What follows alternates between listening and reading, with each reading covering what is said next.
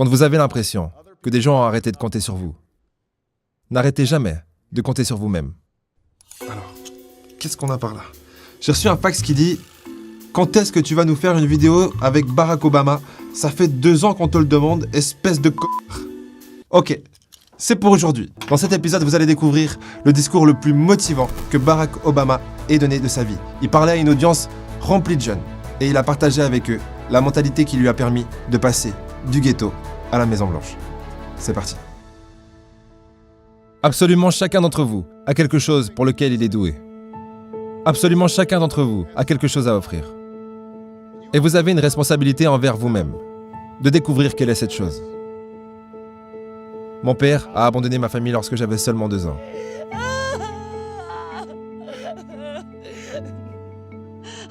J'ai été élevé par une mère célibataire qui devait travailler et qui avait parfois de la peine à payer les factures. Elle n'était pas toujours en mesure d'acheter les choses que les autres enfants avaient. Elle n'avait pas assez d'argent pour m'envoyer là où les autres enfants américains allaient à l'école.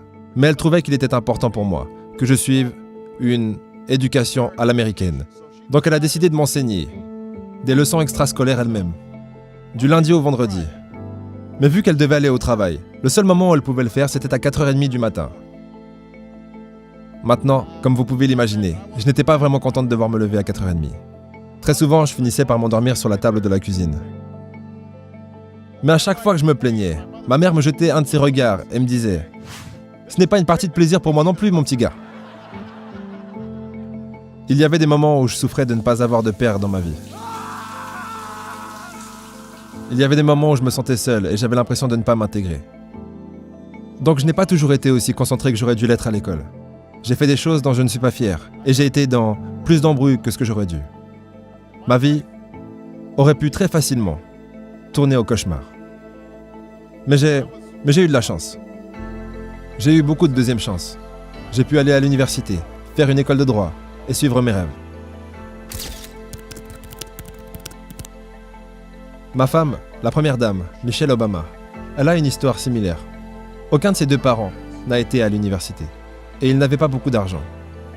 Mais ils ont travaillé dur et elle a travaillé dur pour s'assurer qu'elle puisse aller dans les meilleures écoles de ce pays. Certains d'entre vous n'ont peut-être pas ces avantages. Peut-être que vous n'avez pas des adultes dans votre vie qui vous donnent le soutien dont vous avez besoin. Peut-être que quelqu'un dans votre famille a perdu son travail et que vous manquez d'argent. Peut-être que vous vivez dans un quartier où vous ne vous sentez pas en sécurité. Où vous avez des amis qui vous poussent à faire des choses que vous savez ne pas être bien. Mais au final, il n'y a aucune excuse pour ne pas essayer. L'endroit où vous vous trouvez actuellement ne détermine pas où est-ce que vous finirez. Personne n'a écrit votre destin à votre place. Est-ce que ça vous est déjà arrivé d'envier quelqu'un qui avait plus d'avantages que vous dans la vie? Si c'est le cas, ce n'est pas grave, mais vous pouvez arrêter tout de suite. Parce que les avantages se transforment en désavantages et les désavantages se transforment en avantages. Celui qui a de la chance n'a pas de chance et celui qui n'a pas de chance a de la chance. Pourquoi? Parce que plus c'est dur, mieux c'est. Une des pires réincarnations humaines, à mes yeux, c'est naître en tant que fils de riche. Si vous êtes un fils de riche, tout est déjà fait. Vous vivez dans l'ombre de vos parents. Et quoi que vous fassiez, on vous dira « Mais de toute façon, c'est normal, t'avais de l'argent, tes parents t'ont aidé, c'est trop facile pour toi. Moi aussi j'aurais réussi si mes parents étaient riches. » Et vous devrez faire 10 fois mieux que votre père pour être valorisé. Et même là, on vous dira « Mais c'est parce que vous avez eu de l'argent au départ. » Tandis que si vous avez rien, imaginons 50 Cent, il part de rien, il se reçoit 9 balles. Il est dans la merde. Personne croit en lui. Puis il devient 50 Cent. Ça, c'est une histoire qui se raconte. C'est pour ça que les avantages sont des désavantages et que les désavantages sont des avantages. Tout ce que vous n'avez pas vous permettra de devenir plus pour avoir ce que vous voulez. Mais peu importe ce que vous avez choisi de faire, je vous demande de vous y engager. J'aimerais que vous travailliez à fond là-dessus. Je sais que des fois, les médias peuvent vous donner la sensation que vous pouvez devenir riche et plein de succès sans travailler dur. Que votre ticket vers le succès sera le rap, ou le basket, ou devenir une star de télé-réalité. Mais il y a beaucoup de chances pour que vous ne deveniez rien de tout ça. La vérité, c'est que d'avoir du succès, c'est dur. Et vous ne réussirez pas dans tout ce que vous entreprendrez la première fois que vous essayerez. Et ce n'est pas grave. Souvent les gens qui ont connu le plus de succès dans le monde sont ceux qui ont connu le plus d'échecs. J.K. Rowling, qui a écrit Harry Potter. Son premier livre, Harry Potter, a été rejeté 12 fois avant qu'il ne soit finalement publié. Michael Jordan a été rejeté de son équipe de basketball au lycée. Il a perdu des centaines de matchs et a loupé des milliers de tirs au panier dans sa carrière. Mais il a dit une fois, « J'ai échoué encore et encore dans ma vie. Et c'est pour cette raison que j'ai réussi. » Here's Michael at the foul line. A shot on Elo. Good! The Bulls win! Ces gens ont réussi parce qu'ils ont compris que vous ne pouvez pas laisser vos échecs vous définir. Vous devez laisser vos échecs vous apprendre quelque chose. Vous devez les laisser vous montrer ce que vous allez devoir faire différemment la prochaine fois. Lorsque vous tentez quelque chose de nouveau, si vous êtes fort dès le départ, ça s'appelle la chance du débutant. Et ne vous y attachez pas parce que ça ne va pas durer. Ça me fait penser, il y a une phrase dans la Bible que j'adore. Elle dit « Laisse le faible dire « je suis fort ». J'adore cette phrase parce qu'elle marche pour tout. Si vous commencez le basket, laissez le mauvais basketteur dire « je suis bon ». Laissez le mauvais chanteur dire « je suis bon ». Ça marche pour tout. Et lorsque, à l'époque, je voulais devenir chanteur, mais je chantais pas trop bien. J'étais plutôt fort pour écrire des textes et enregistrer en studio parce qu'il y avait de l'autotune, mais j'étais pas Maria Carey, quoi. Et je me posais cette question, est-ce que, pour moi, il est vraiment possible d'atteindre un niveau dans le chant?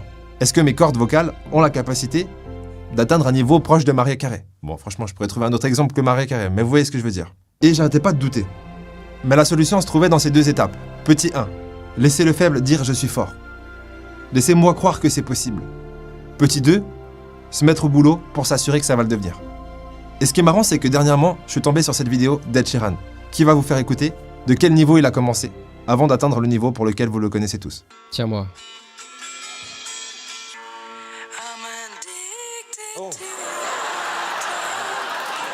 Attends.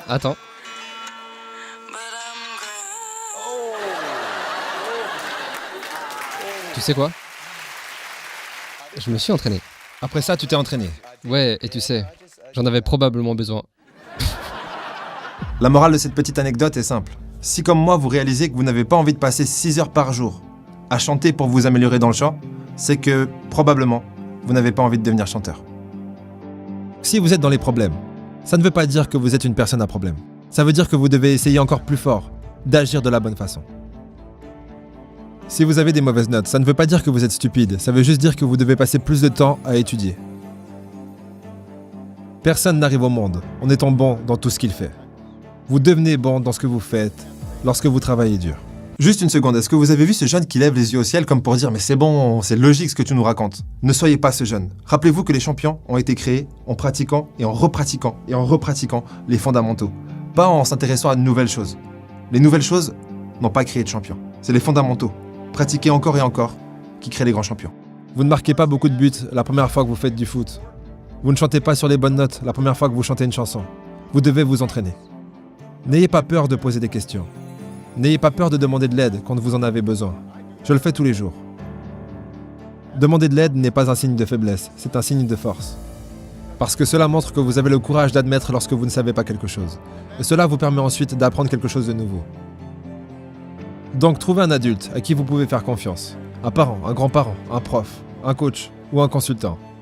Et demandez-leur de vous aider à rester sur le bon chemin pour atteindre vos objectifs. Je m'attends à de bonnes choses pour chacun d'entre vous. Alors ne nous décevez pas.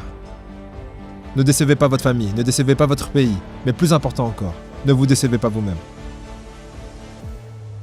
Il y a une évidence qui dit que si vous en faites un petit peu plus que ce que vous vous sentez capable de faire tous les jours, dans quelques jours, semaines, quelques mois ou quelques années, vous serez beaucoup plus que ce que vous êtes capable d'imaginer. Bon, pour finir cet épisode en beauté, je vais faire face aux fantômes du passé et vous chanter une petite chanson. Et vous me direz dans les commentaires si j'ai bien fait d'arrêter la musique ou pas. Vous êtes prêts? Je vais reprendre la chanson d'Ed Sheeran. I'm addicted to your smile. Ah, ah, ah, ah, ah.